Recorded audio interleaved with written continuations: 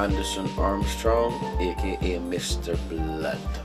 Um, I was always into music from very very young, and while we were recording with and working with Eddie Grant, in fact, at that stage when I decided that I wanted to be a producer, we were working with um, Kenny Phillips out of Trinidad through um, Eddie Grant, and we were doing an album with Eddie Grant, and he had brought Kenny Phillips in, and the way Kenny used to work and whatnot, I said, you know what, I really and truly want to get my own computer and start, working on producing stuff. It did.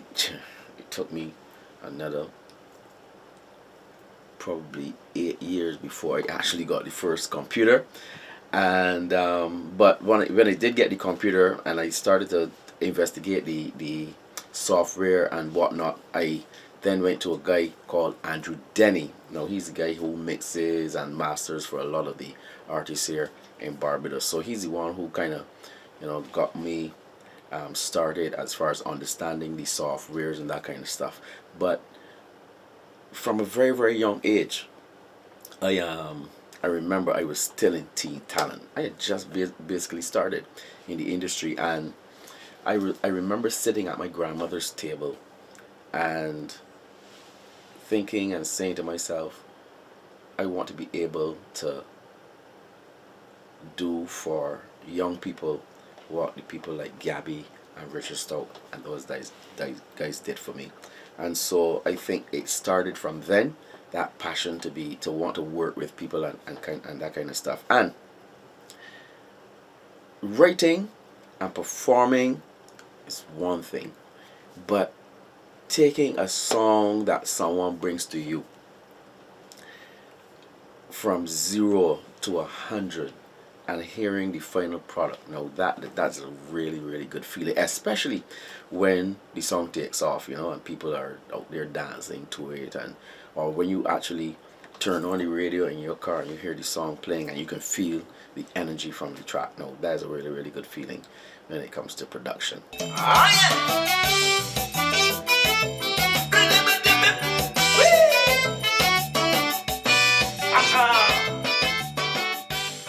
Production can happen in or be inspired from different things and different ways.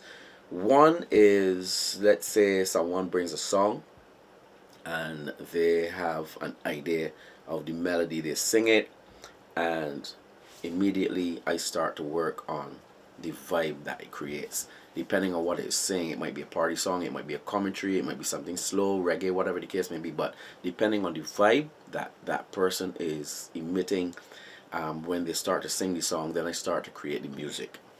And so you could get a happy, really happy feeling. Now, first of all of the music that I try to produce, I like to call it happy music. So even if you bring a sad song, I try to put a happy spin on it. But depending on the subject matter, that kind of stuff, I just start working, building the beats, start building the bass. I kind of like to work from the foundation up. In recent times, I've tried starting with, let's say, the leaves, putting the keys and that kind of stuff, and then building the foundation, which is the drums and the bass after that. But I've always liked working with creating the danceable vibe first, to the track, which is build the drums. The person is singing, and create something that you can either move to, dance to, nod to, whatever the case may be, as far as the rhythm is concerned. And then I would start working around the bass, which is the bottom end, and most people enjoy that. In fact, I remember one year working on a track, and I had the drums, I had the bass, I had the demo vocal. And the mistake that you usually make is giving the artist that piece of music to go home and listen to, because sometimes that is it for them. It's called demotitis, right? They fall in love with the demo, and when I put the rest of the music on the track, the young lady said to me, but I don't like it no more. You know, so to me it's sounding really great. You know, if you have added all the sugar and spice and everything nice, but she was just comfortable with the drums and the bass. You know, so sometimes you try to find a balance. Working with the artists, it doesn't really work out sometimes. You know, you butt heads a lot, but you try to guide them, and but there's also a lot of learning that you can get from working with new artists as well, because they're out there in the field and they're listening to the new vibes and understanding, you know, how the public is responding to the music now. So sometimes you just gotta listen and, oh my god, take out this or take out that to create the hit that they want.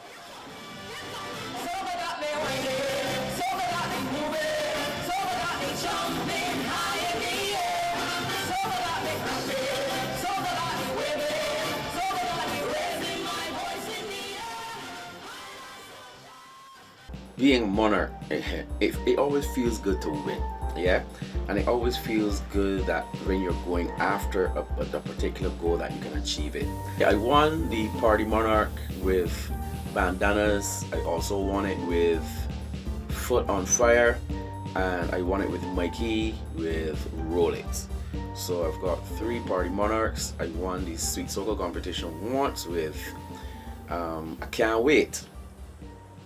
And the Road March, I won the Road March with Foot on Fire, and I also won with Roll It. I do have a People's Monarch under my belt as well. You know, I didn't win it personally. I produced the song, which was Contone's My Car Breakdown. He won the People's Monarch with that. So kind of, you know, kind of like any People's Monarch too. And then I won the Pickety Crop in 2018 with Sexual Harassment and Stars and Stripes. The feeling, I mean, especially winning the Pickety Crop, because that crown alone carries like the most prestige, yeah. People, you win the Party Monarch, and in the days of winning the Party Monarch back then, you know, that could take you through 2 years of travels, you know.